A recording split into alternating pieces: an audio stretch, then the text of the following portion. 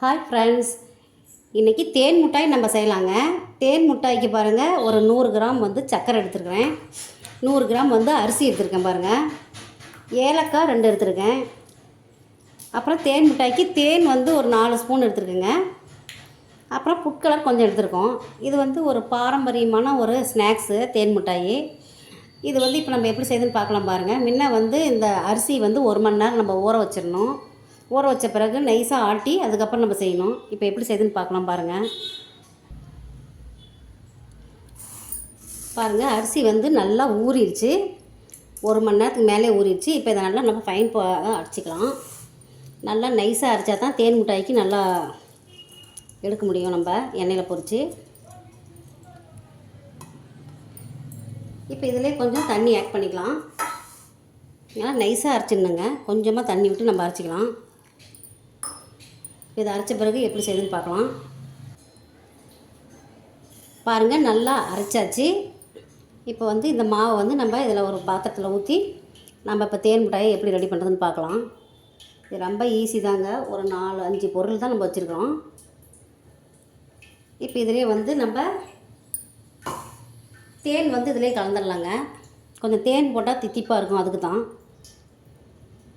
நான் ஒரு 4 ஸ்பூன் போட்டிருக்கேன் தேன்.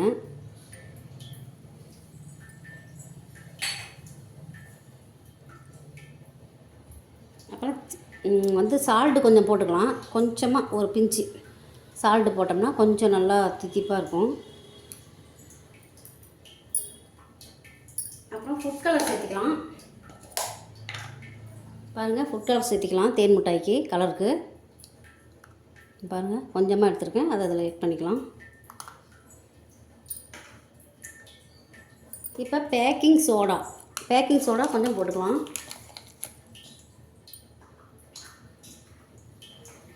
பேக்கிங் சோடா போட்டால் தான் கொஞ்சம் நல்லா சாஃப்டாக கிடைக்கும் தேன் மிட்டாய். பாருங்கள், இவ்வளோ எடுத்துருக்கேன், போட்டுக்கலாம். இதெல்லாமே மிக்ஸ் பண்ணணும்.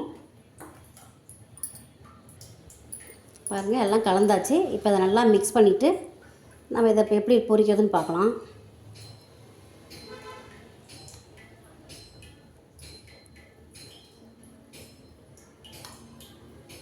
இதை ஒரு பக்கம் எடுத்து வச்சுட்டு இப்போ நம்ம பாகு காய்ச்சறது எப்படின்னு பார்க்கலாங்க. அவ்வளோதாங்க. பாருங்கள், ஸ்டவ்வில் வந்து ஒரு கடாய் வச்சுட்டேன்.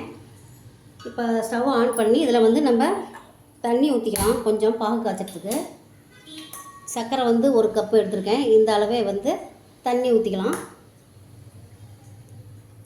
கொஞ்சமாக தண்ணி ஊற்றி பாகு காய்ச்சிக்கலாம். தண்ணி வந்து சூடு ஏறட்டும் நல்லா. பாருங்கள், தண்ணி நல்லா சூடு ஏறிச்சு. இதில் வந்து நம்ம சர்க்கரையை போட்டு கொஞ்சம் பாகு மாதிரி பண்ணிக்கலாம். இப்போ குலோப் ஜாமுக்கு நம்ம எப்படி செய்கிறோமோ அதை மாதிரி பாகு காய்ச்சிக்கலாம். இதிலே 2 ஏலக்காய் போட்டுடலாம். பாருங்கள், ஏலக்காய் 2 இதிலே போட்டுறேன் வாசத்துக்கு.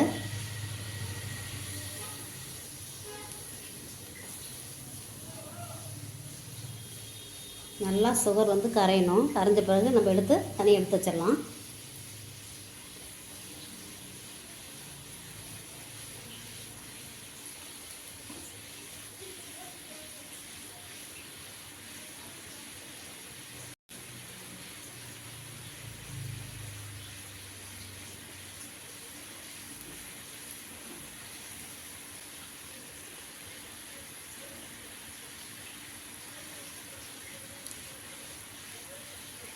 நல்லா கரைட்டுங்க.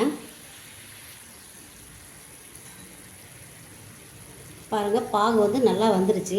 நம்ம குலோப் ஜாமுக்கு எப்படி பாகு காய்ச்சணுமோ அந்தளவுக்கு பதம் வந்துருச்சு. இப்போ இதை வந்து எடுத்து நம்ம இறக்கி வச்சுட்டு இப்போ வந்து தேன் மிட்டாய் ரெடி பண்ணலாம். பாருங்கள், பாகு காய்ச்சி வச்சு இப்போ இதை ஒரு பாத்திரத்தில் எடுத்து வச்சுட்டு நம்ம இதிலே இப்போ வந்து தேன் மிட்டாய் ரெடி பண்ணலாம். பாருங்கள், லெமன் கொஞ்சம் நம்ம லைட்டாக பிழிஞ்சிக்கலாம். இல்லைன்னா வந்து ரொம்ப கெட்டியாயிரும் பாகு. இப்போ இது கொஞ்சம் மிக்ஸ் பண்ணிட்டோம்னா கொஞ்சம் தண்ணியாட்டம் வந்துடும். அதுக்கப்புறம் நம்ம இதில் வந்து தேன் மிட்டாய் வந்து போட்டுக்கலாம் ஜீரோவில். இதில் கொஞ்சம் ஃபுட் கலர் சேர்த்துக்கலாம். ஏன்னா மாவுலேயே நம்ம போட்டோம். இப்போ இதில் கொஞ்சம் சேர்த்துட்டோம்னா அந்த கலர் வந்து நமக்கு எடுக்கும். தேன் மிட்டாய் கலர். அவ்வளோதாங்க, ரொம்ப ஈஸிங்க தேன் மிட்டாய்.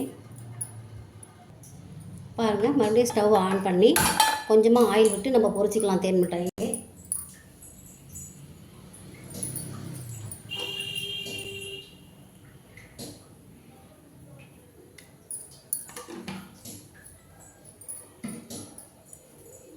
நல்லா ஆயில் காஞ்ச உடனே நம்ம பொரிச்சிக்கலாம்.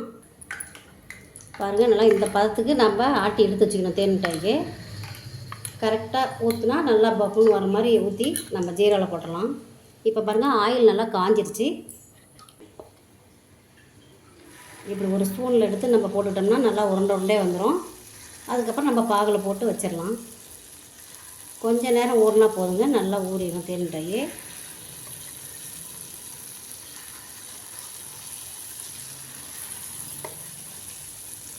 குழந்தைங்களுக்கு ரொம்ப பிடிக்குங்க இது.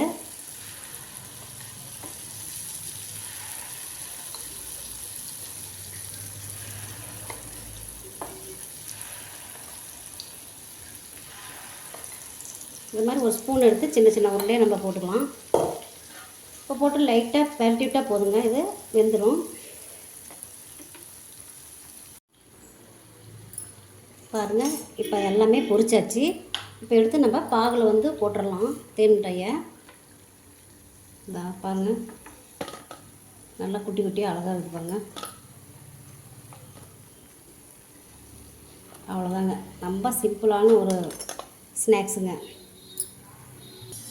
பாருங்கள், இப்போ நம்ம தேன் மிட்டாய் பொரிச்சதெல்லாம் வந்து பாகில் வந்து போட்டுடலாம். போட்டு ஒரு 1/4 மணி நேரம் 1/2 மணி நேரம் ஊறினாவே போதுங்க. நல்லா இழுத்துக்கும், அப்சர்வ் பண்ணிக்கும். இப்போ அப்படியே வந்து தட்டிக்கலாங்க. அப்படியே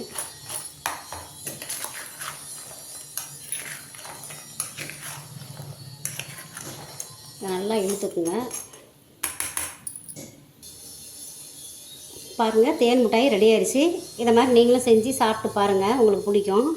எல்லாத்துக்கும் ஷேர் பண்ணுங்கள், ரிலேட்டிவ்க்கலாம். இங்கே பாருங்கள், நல்லா ஊறிச்சு.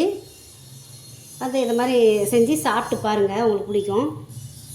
லைக் பண்ணுங்கள், ஷேர் பண்ணுங்கள், சப்ஸ்கிரைப் பண்ணுங்கள். மறக்காமல் பெல் பட்டனை கிளிக் பண்ணுங்கள். தேங்க்யூ.